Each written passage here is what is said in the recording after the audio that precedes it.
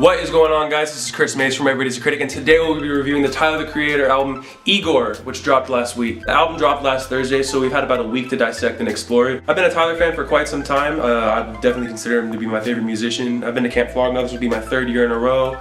I really do keep active in, whatever he does, his Instagram stories, his Twitter, I really do try to keep tabs on him. Now, Tyler's been marketing for this album for a little bit, probably about like 3 months now. He's been saying stuff like, this is not Wolf, this is not Goblin, this is not Cherry Bomb, so you definitely knew that this was going to be something different from what he's already been producing. As a Tyler fan, I'm going to call it bullshit, because I feel like a lot of it was actually retreaded material. I felt like a lot of it sounded, something I've actually heard before, and I'm kind of disappointed with the way that he marketed this album, considering a lot of it does sound familiar. Now, that is not to say that I did not like the album. I found it to be actually very enjoyable. I'm still listening to it. I know it'll be the only thing on my playlist for, very many months to come.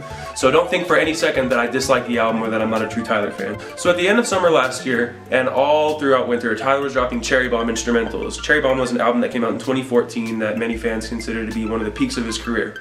So you could definitely tell that that album was on his mind, and it was on his mental, and he's very proud of that album, and I think that he wanted to go back to a lot of the vibes that came with that album, whether it was nostalgia for that time, or it was a real seminal turning point in his career. So when he started dropping the music videos and the snippets for the music from IGOR, I started noticing this sounds a lot like Cherry Bomb, and I think that this is going to be heavily the theme of IGOR. Even the intro, Igor's theme, sounded a lot like Death Camp from Cherry Bomb. I was getting heavy reminder of that once those notes hit. A Boy Is a Gun definitely sounds like Cherry Bomb vibes. It sounds like it's, Smucker's twin sister. The album contains many high-profile guest appearances such as Playboi Carti, Kanye West, Lil Uzi, Frank Ocean, Solange, and more. Speaking of Playboi Carti, I was really disappointed when Earthquake leaked on Twitter.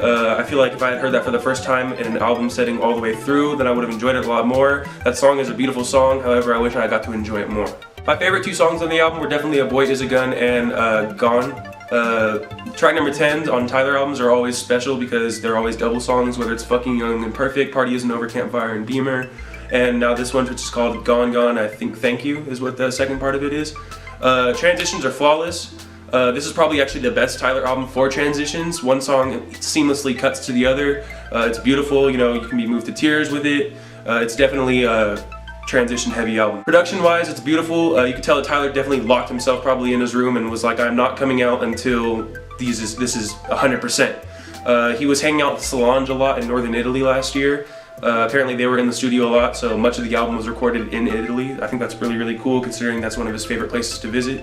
I guess my main concern was coming off of Flower Boy in 2017. That was his biggest album. He came out, almost confirmed his sexuality on that album. It was a coming of age. He was realizing that he was hitting fame. That was definitely where he hit the mainstream. It's a lot of this. Flower Boy was the entry-level Tyler, the Creator album, definitely. And Tyler, the Creator only drops every 2 years. So with Flower Boy, there was so much left to dissect. It definitely felt like the Flower Boy era was extremely long. Whereas with this album, I kind of feel like there's not as much to dissect. It's mostly instrumentals, and the music does speak for itself, obviously, but we don't have much to work with. He doesn't talk that much on the album. You're mostly just listening to his creations, and that's all fine and well, but I just was looking for just something a little bit more. That being said, I'd like to congratulate Tyler. He's expected to sell 170,000 copies for this album its first week. He's been in the game 10 years, very, very consistent work, always delivers on a project. The hype around this album was real, and I feel like he did deliver. I'm feeling an 8 to this album.